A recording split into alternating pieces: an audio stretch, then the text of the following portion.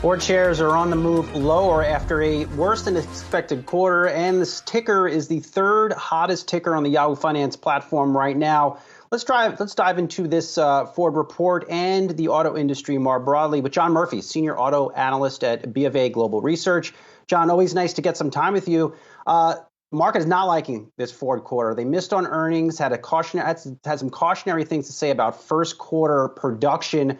But they did give an optimistic profit outlook for the balance of this year. Do you think that's just too optimistic, given where things stand in the semiconductor industry? Well, Brian, thanks for having me. I think when you look at the fourth quarter, I mean, there was a little bit of a miss on volumes, higher raw material costs, and hiccups there that explain what was going on in the fourth quarter. But I think the outlook for the full year 2022 is very, very encouraging. $11.5 to $12.5 billion of EBIT. Is a pretty big step up from what they did in 2021. And I think as you look at that, in the context of that, you're also investing very aggressively for the future, meaning Farley is pushing this company faster and farther than it had been before towards EVs and the future car. So I do think that the market overreaction right now is really an overreaction, and really the company's moving in the right direction. And in 2022, the numbers will improve quite dramatically after we get through the supply chain hiccup early in the year.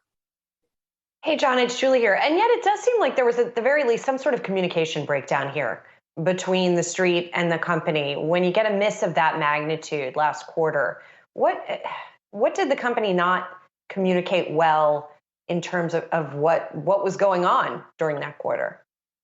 Yeah, it's a good question. I think when we look at this, they were a lot closer to our numbers. They did miss our numbers a bit, but I think people have been way too optimistic given the guidance Ford had talked about in the third quarter. So I think people had gotten a little bit more optimistic about where volume was going to go, ultimately relative to what Ford was talking about. And there's a lot of puts and takes in what's going on in the supply chain right now, and different products that are disrupted in different ways. So I think, in defense of the way that Ford communicated, I do think that people got a little bit ahead of the volume expectations more than they should have, based on other sources. Right, there's a lot of other industry sources out there. They're not as accurate as what the companies are talking about right now. So there was, maybe Ford should have been a little bit more aggressive in reiterating that over the course of the quarter. But I don't think there's necessarily a real breakdown like we've seen in the past from other companies in outlooks versus expectations going forward. I do think this was a hiccup in the short term that'll be remedied very quickly. These new electric vehicles from Ford, John, the F-150 Lightning, the Mustang Mach-E, even the new E-Transit electric van, how profitable are they?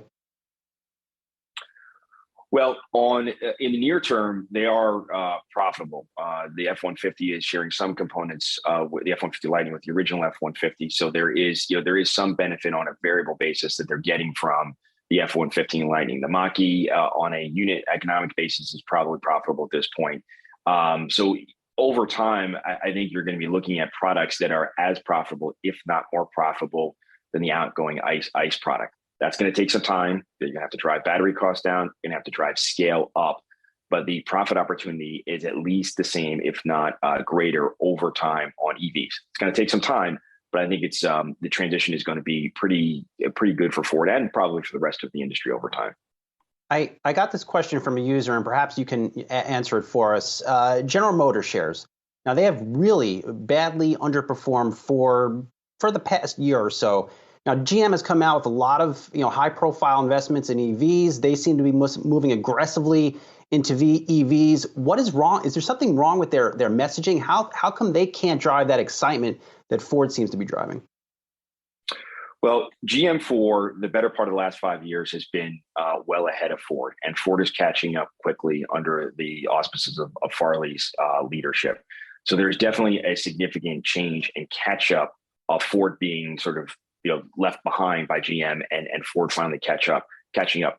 Both of these stocks in auto parlay have always been viewed by some very extreme skeptics as being zeros as terminal values over time. But what happened with GM over the course of the last 5 years is they proved that they're going to play in the future. Ultimately, where they will be is still a big question mark. And that concern really lingered for Ford longer than it did for GM.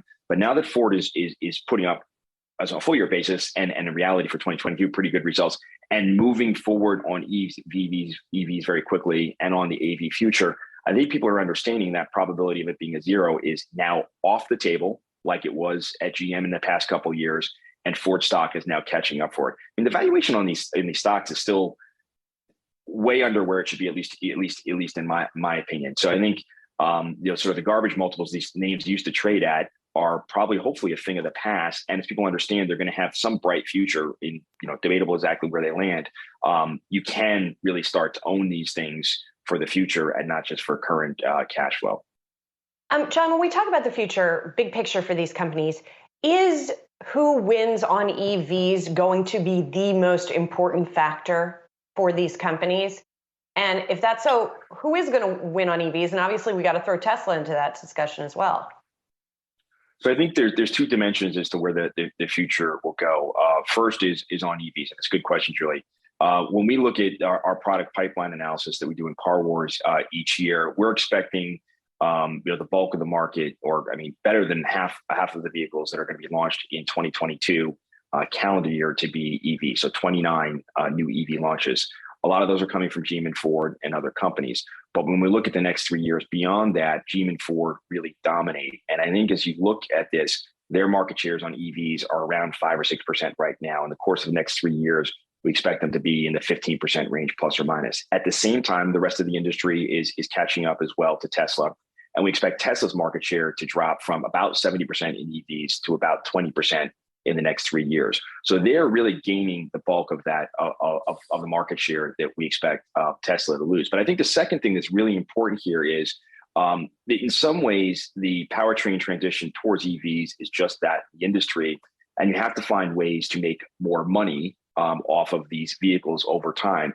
So connectivity is going to be very important. And I think when you look at both GM and Ford, they were very focused on that. And who's going to win from a profit standpoint is really important. How much money can you make on these vehicles at the point of sale, in service, on the second, third, fourth, fifth owner?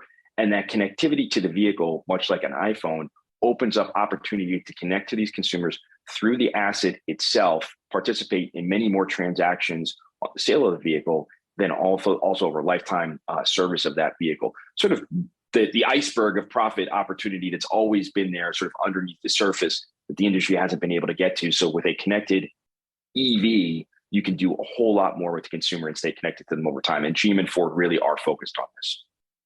Not to mention fix things like that your chime doesn't sound when you don't buckle your seatbelt. You can fix that remotely, like Tesla just discovered. John Murphy, good to see you. Thanks so much. Senior Automotive Analyst at Bank of America Global Research, talking to us about the autos today.